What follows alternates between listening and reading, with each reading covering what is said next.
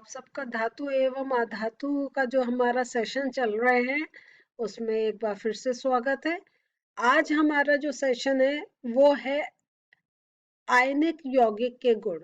हम लोगों ने अपने जो लास्ट के हमारे 2 सेशंस चल रहे थे उसमें हमने समझ लिया कि धातु और अधातुओं के साथ कैसे अभिक्रिया होती है, कैसे एक धातु दूसरे अधातु के साथ मिलता है, कैसे एक आयनिक बॉन्ड बनता है और वो बॉन्ड बनने से कैसे एक नया यौगिक बनता है और वो बॉन्ड क्यों बनता है वो भी हमने सीख लिया कि जो हमारा जो जितने भी एलिमेंट्स होते हैं उनका जो एक मेन टारगेट होता है, अगर हम कहें उनकी जो एक इच्छा होती है वो होती है अपने शेल्स को कंप्लीट करना।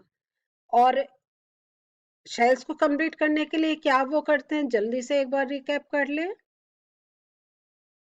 वो अपने इलेक्ट्रॉन्स का क्या करते हैं, या तो वो दे देते हैं या वो ले लेते हैं, और एक और चीज करते हैं, कभी कभी वो आपस में शेयर भी कर लेते हैं।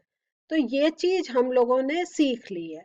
तो जब इसका अब हमें समझ में आ गया, अभी तक तो हम अभिक्रियाएं पढ़ रहे थे जिसमें हम ये पढ़ रहे थे एक कोई एलिमेंट है, एक कोई तत्व है, वो दूसरे तत्व या सेम तत्व आपस में मिलके एक यौगिक बना रहे हैं।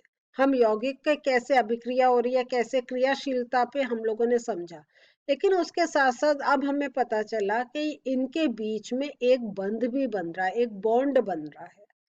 और जो हमने अभी इससे पहले वाले सेशन में सीखा, हमने आयनिक बॉन्ड के बारे में सीखा कि जब एक अपना एक इलेक्ट्रॉन पूरा पूरा किसी को या 2 इलेक्ट्रॉन पूरे पूरे दूसरे किसी और तत्व को दे देते हैं तो वो एक आयनिक बॉन्ड बनता है।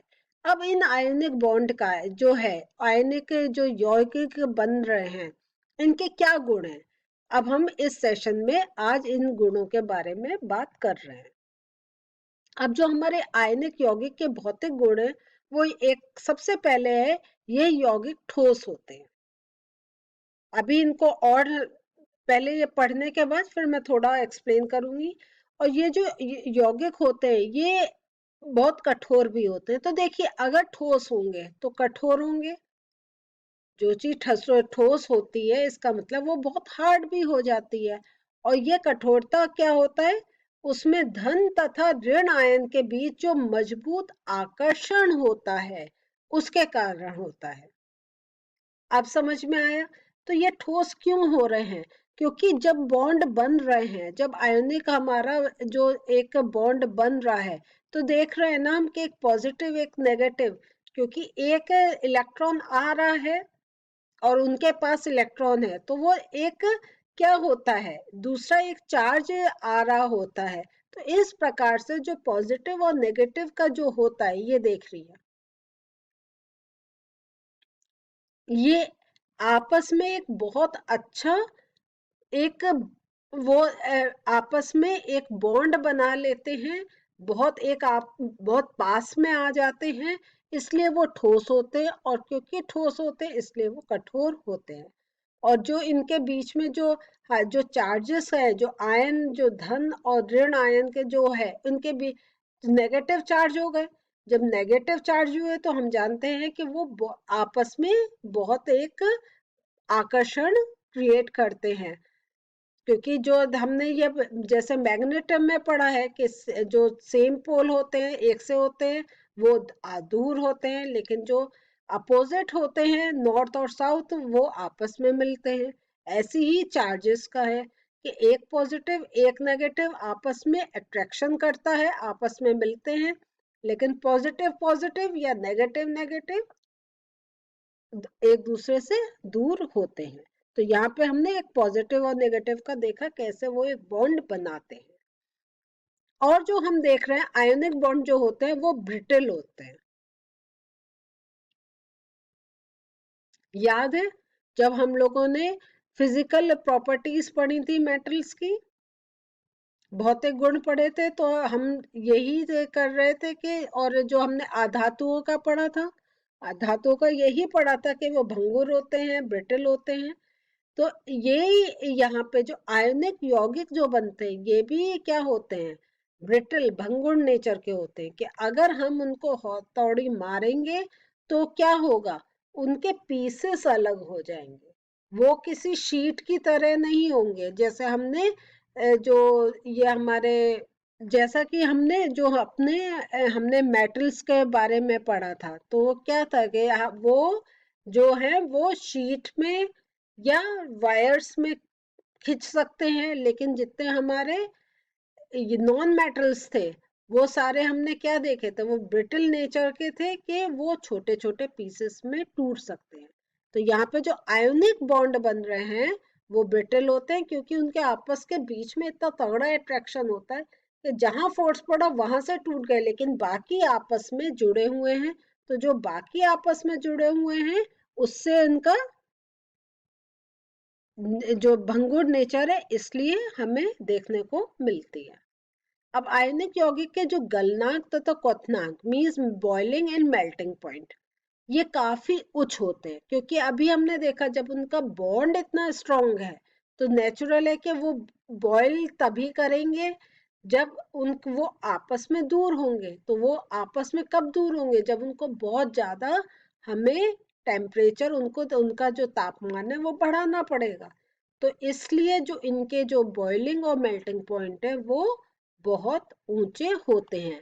और क्योंकि आयनिक कंपाउंड में उपस्थित आयनिक बॉन्ड काफी मजबूत होता है, इसलिए उनको तोड़ने के लिए हमें बहुत ज्यादा एनर्जी की आवश्यकता होती है। अब हम देखते हैं आयनिक यौगिक की घुलनशीलता, कितनी इनकी सॉल्युबिलिटी कैसी होती है। तो ये जो आयनिक यौगिक होते हैं ये पानी में घुलनशील होते हैं, और क्योंकि ये आयनिक कंपाउंड होते हैं तो धन आयन तथा ऋण आयन के मिलने से ये बनते हैं। तो उन्हें पानी में जब हम डालते हैं तो वो उनको घुलनशील बना देते हैं। लेकिन इसमें एक हम अपवाद भी देख रहे हैं कि जो ionic compound kerosene oil, petrol आदि में घुलनशील नहीं होते हैं। तो ये क्यों नहीं होते, ये तो आप जैसे जैसे और बड़े क्लासेस में जाएंगे इसको और डिटेल में समझेंगे। लेकिन ये याद रखिए कि जो ये जितने भी हमारे कंपाउंड्स हैं, जितने भी हम केमिस्ट्री में चीजों को पढ़ते हैं, तो हम हमेशा उनकी घुलनशीलता के बारे में समझते हैं, क्योंकि ये जो यौगिक होते हैं कुछ पानी में विलय होते हैं, कुछ नहीं होते हैं। और उसके साथ अगर पानी में, तो जैसे हमने देखा कि वो कुछ पर्टिकुलर जो कुछ ऑयल हैं, कुछ ऐसे तेल हैं, उनमें वो घुलनशील नहीं होते हैं। अब हम देखते हैं आयनिक यौगिक जो होते हैं इनकी विद्युत चालकता, कि ये हम जो हैं वो अपने अंदर से विद्युत को पास करने देते हैं या नहीं। तो ये जो आयनिक यौगिक होते हैं ये मोल्टन अवस्था तथा घोल अवस्था में इलेक्ट्रिसिटी को का सुचालक होते हैं। तो मोल्टन स्टेट मीन्स वो गाढ़े गाढ़े से, मतलब थोड़ा सा लिक्विड फॉर्म हमें चाहिए होता है, कुछ वैसा एक, अगर वो पूरे ठोस होंगे तो तब वो विद्युत का चालन नहीं करेंगे। तो ये याद रखिए कि वो इनकी जो अवस्था होती है वो घोल अवस्था, या इनको हम कहते हैं मोल्टन स्टेट। तो मोल्टन मीन्स जब आप कोई एक सॉलिड चीज जब थोड़ी वो मेल्ट होने लग जाती है उसको हम कहते हैं मोल्टन स्टेट। और ये आयनिक यौगिक को पानी में घोला जाता है तो वे क्या होते हैं, वे आयनों में टूट जाते हैं। और इसलिए ये विद्युत प्रवाह जो इनका होता है वो तभी हो पाता है।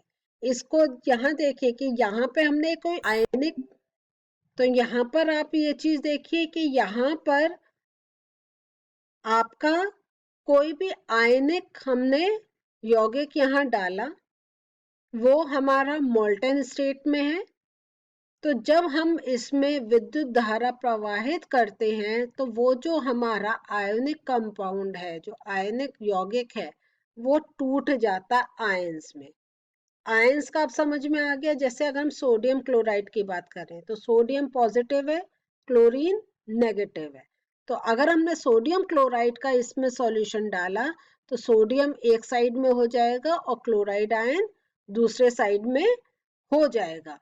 तो और जब वो तब हमारा ये एक पूरा सर्किट बन जाएगा, क्योंकि पॉजिटिव यहाँ पे जैसे अगर चलेंगे तो हमारा क्या होगा, negative to positive, positive negative ऐसे चार्ज बहते हैं। देखिए यहाँ पे हमारी बैटरी भी कैसे लगती है, एक नेगेटिव एक पॉजिटिव, एक नेगेटिव एक पॉजिटिव। तो जब यहाँ से वो नेगेटिव पॉजिटिव करंट जा गया, तो यहाँ जब हमारा ये जो यौगिक है ये टूट गया, तो इसने पॉजिटिव और नेगेटिव हमें दे दिए चार्जेस। तो वो हमारा हेल्प करता है किसी विद्युत धारा को बहने में।